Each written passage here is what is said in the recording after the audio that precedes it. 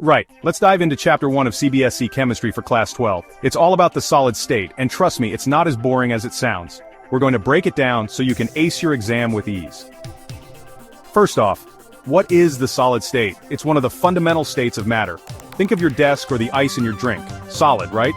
But it's not just about being hard and rigid. There's a whole world of structure and bonding happening at the microscopic level. In this chapter, you'll encounter different types of solids. There are crystalline solids and amorphous solids. Crystalline solids have a well-ordered structure. Imagine a neat stack of oranges at the grocery store. That's how atoms are arranged in crystalline solids. Simple, right? Amorphous solids, on the other hand, are like a pile of mismatched Lego pieces. No definite shape or order. Think of glass or plastic. They're more flexible and don't have a specific melting point.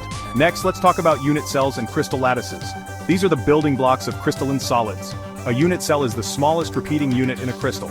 Picture a tiny cube that repeats itself in all directions to form the whole structure. The arrangement of these cubes forms the crystal lattice. Now pay attention because this part's crucial for your exam. There are different types of unit cells: simple cubic, body-centered cubic, and face-centered cubic. Each has a unique arrangement and density. Here's a quick tip. Always visualize these structures.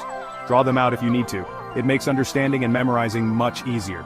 Don't forget to focus on the properties of solids. Electrical conductivity, thermal conductivity, and mechanical properties are key points. These properties depend on the type of bonding and structure.